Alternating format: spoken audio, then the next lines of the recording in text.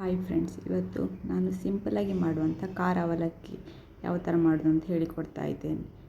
ಫಸ್ಟಿಗೆ ಒಂದು ಬಾಣಲೆ ಬಿಸಿಯಾಗಲಿಗಿಟ್ಟು ಒಗ್ಗರಣೆ ಮಾಡಿಕೊಳ್ಳುವ. ನಾನಿಲ್ಲಿ ಸ್ವಲ್ಪ ತೆಂಗಿನೆಣ್ಣೆ ಹಾಕ್ತಾ ಇದ್ದೇನೆ.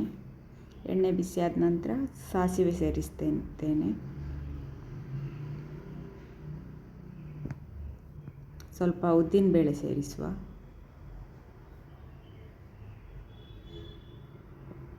ಒಂದು 5 ಬೆಳ್ಳುಳ್ಳಿ ಸೇರಿಸ್ತಾ ಇದ್ದೇನೆ.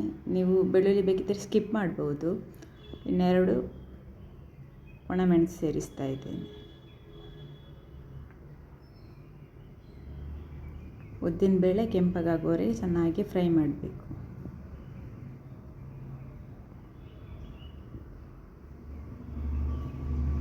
ಇವಾಗ ಒಗ್ಗರಣೆ ರೆಡಿಯಾಗಿದೆ, ಗ್ಯಾಸ್ ಆಫ್ ಮಾಡುವ. ಇವಾಗ ಇದಕ್ಕೆ ನಾನು 1 ಕಪ್ ಆಗುವಷ್ಟು ಕಾಯಿ ತುರಿ ಸೇರಿಸ್ತಾ ಇದ್ದೇನೆ. ಇವಾಗ ಗ್ಯಾಸ್ ಆಫ್ ಮಾಡಿದ್ದೇನೆ. ಇವಾಗ ಇದನ್ನು ಚೆನ್ನಾಗಿ ಮಿಕ್ಸ್ ಮಾಡುವ.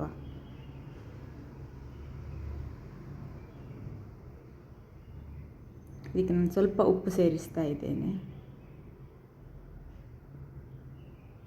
ಈಗ 1 ಸ್ಪೂನ್ ಆಗುವಷ್ಟು ಸಕ್ಕರೆ, 1 ಸ್ಪೂನ್ ಸಾಕು, ಅದಕ್ಕಿಂತ ಜಾಸ್ತಿ ಬೇಡ.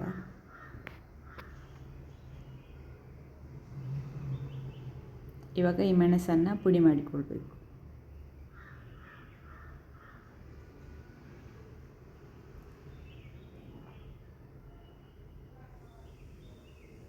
ಅದು ಚೆನ್ನಾಗಾಗುತ್ತೆ. ಸ್ವಲ್ಪ ಸ್ವೀಟ್ ಖಾರ ಮಕ್ಕಳಿಗೆಲ್ಲ ಸಂಜೆ ಟೈಮ್ ನೀವು ಮಾಡಿಕೊಡ್ಬೋದು. ಇವಾಗ ಇದನ್ನು ಚೆನ್ನಾಗಿ ಮಿಕ್ಸ್ ಮಾಡುವ. ಇವಾಗ ಇದಕ್ಕೆ ಅವಲಕ್ಕಿ ಸೇರಿಸುವ. ಅವಲಕ್ಕಿ ಸೇರಿಸಿ ಚೆನ್ನಾಗಿ ಕೈಯಲ್ಲಿ ಒಂದು ಸಲ ಮಿಕ್ಸ್ ಮಾಡಿದರೆ ನಮ್ಮ ಖಾರ ಅವಲಕ್ಕಿ ರೆಡಿ ಆಗ್ತದೆ.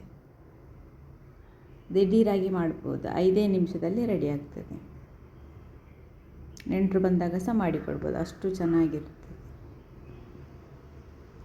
ಅಥವಾ ಸಜ್ಜಿಗೆ ಜೊತೆ ಸಹ ಸೈಡಲ್ಲಿ ತಿನ್ಕೊಳ್ಬೋದು.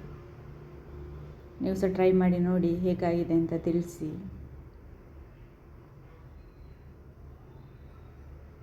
ಮಕ್ಕಳಿಗೆಲ್ಲ ಮಾಡಿಕೊಡಿ. ಬೆಳಿಗ್ಗೆ ಬ್ರೇಕ್ಫಾಸ್ಟ್ಗೆ ಸಹ ಇದನ್ನು ತಗೊಳ್ಬೋದು. Low calorie.